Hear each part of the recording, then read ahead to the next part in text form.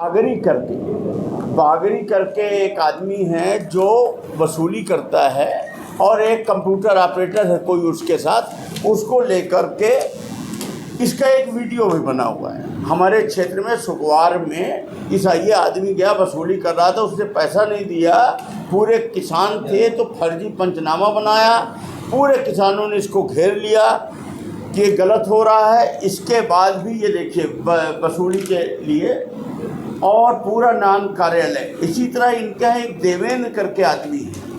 ये देवेंद्र वो आदमी है जो श्रीनिवास तिवारी जी के समय फर्जी नियुक्ति हुई थी ना, उनके कार्यकाल में जो एक फर्जी नियुक्ति का मामला आया था जिसमें कि बहुत सारे लोगों को नौकरी से बाहर कर दिया गया, जिसमें हमारे मतलब आप सब समझ रहे हैं ना, बहुत सारे लोगों, उसमें से एक ये प्रमुख नाम है बदशुक्ली के देवेंद्र तिवारी।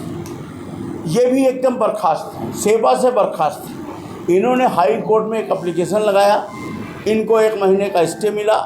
हाई कोर्ट में इनकी फाइल दबी हुई है, दोबारा उसकी पेशी नहीं लगी, वो फाइल कहीं चोरी हो गई और इसके नाम पर इनको डेपुटेशन में इनाम दे करके नान का प्रभारी बना दिया गया। रीवा और सीधी 2-2 जिले दे दिए गए।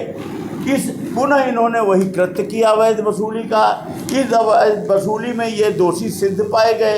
दोषी सिद्ध पाए जाने पर इनको क्या किया गया, पुनः इनको जो ये विधानसभा में अटैच थे पुनः अटैच कर दिया गया।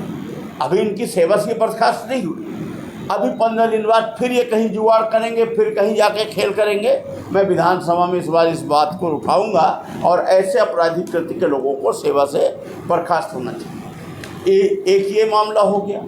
दूसरा तरफ आ जाइए, कलेक्ट्रेट की कमाई क्या है। कलेक्टर कार्यालय से जो खेल है, मुख्य रूप से फूड अधिकारियों को सामने रख करके इनको दोषी बना करके और पीछे से, अब मैं नाम नहीं लेना मेरा उचित नहीं, आप समझ ही रहे होंगे, जो ईमानदार छवि के लोग बनते हैं वो काहे के लिए जान दिए हैं रीवा में, काहे के लिए वोट लूटने के लिए पूरी तकनीक लगाए हैं, काहे के लिए एड़ी चोटी लगाए दे रहे हैं कि काउंटिंग में अभय मिश्रा न जाने पाएँ। किसी तरह ऐसा नियम बनाओ कि अभय मिश्रा अंदर प्रवेश न कर पाएँ, ताकि दूसरे लोग दबाव बनाकर किसी तरह, जैसे अभी विधानसभा चुनाव में आपने देखा ना कि किस तरह से इन्होंने हमारा वोट लूटा, किस तरह से इसके बावजूद भी 600 वोट से जीत जाने के बाद भी ये प्रमाण पत्र नहीं दे रहे थे। 4 घंटा लूट रखे थे वो तो। बाहर से रीवा की जनता घेर ली और अंदर से ये किन परिस्थितियों में इन्होंने प्रमाण पत्र दिया है, मैं तो उस सीन को देखा हूँ। और ये पुनः वही लूटपाट करने की तैयारी में है। आखिर अधिकारी क्यों जान दिए? क्योंकि इनको यहाँ से मोटी कमाई मिल रही है। 5 कितनी दुकानें हैं यहाँ पर? लिकर की दुकानें हैं 75, शराब की कितनी दुकानें हैं? 75। 5,000 रुपये प्रति दुकान के नाम से कलेक्ट्रेट के नाम पर आबकारी अधिकारी 5,000 के हिसाब से कितना हो गया, 4 लाख के लगभग महीना वसूल करके VIP खर्चा के नाम पर डालते हैं और सब शराब ठेकेदार से ले रहे हैं। ये तो ले कलेक्ट्रेट के नाम पर हैं, कलेक्टर के नाम पर ले रहे हैं। तो हम कैसे मान लें कि ईमानदार हो?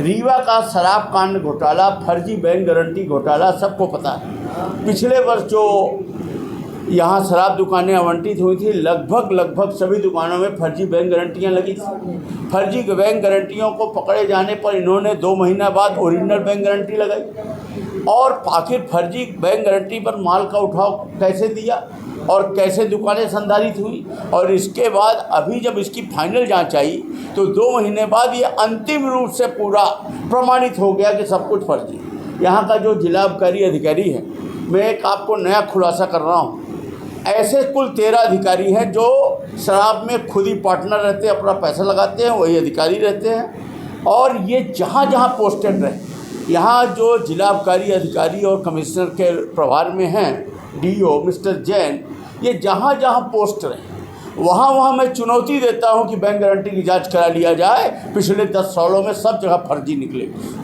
इनकी जांच करा लिया जाए। इसके बाद हम 13 अधिकारियों का नाम दें।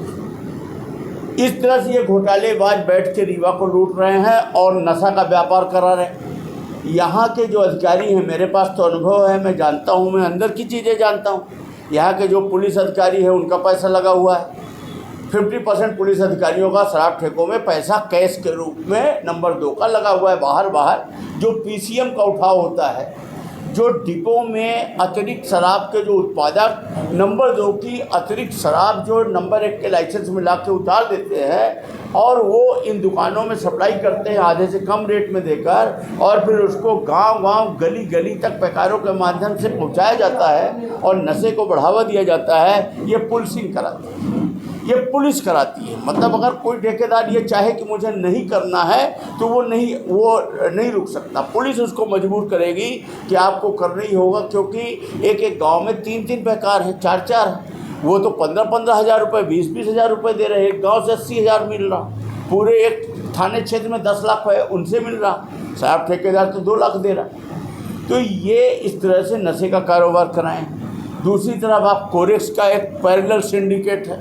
आप जानते हैं कि रीवा जिले में कोरेक्स किस हद तक फैला हुआ है, शराब से ज़्यादा रेवेन्यू है उसका, और पुलिस उसका पूरा करवा रही है।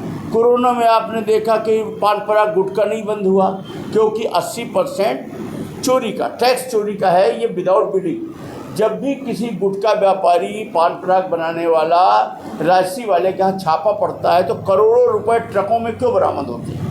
क्योंकि वो कैश में बिजनेस करता है, बिलिंग नहीं करता। अगर बिलिंग करेगा तो उसको प्रॉफिट ही नहीं आएगा। 80% टैक्स चोरी करके, और ये रीवा का दुर्भाग्य है, जब मैंने मध्य प्रदेश का, जब से ये भाजपा की सरकार आई 20 साल से थाने बंधे हुए, 2-2, 3-3 लाख रुपए ये पान पराग और गुटखा और राजश्री के ट्रकों का मिलता है। आप लोगों को आश्चर्य होगा, आप ये इस बात को नहीं जानते।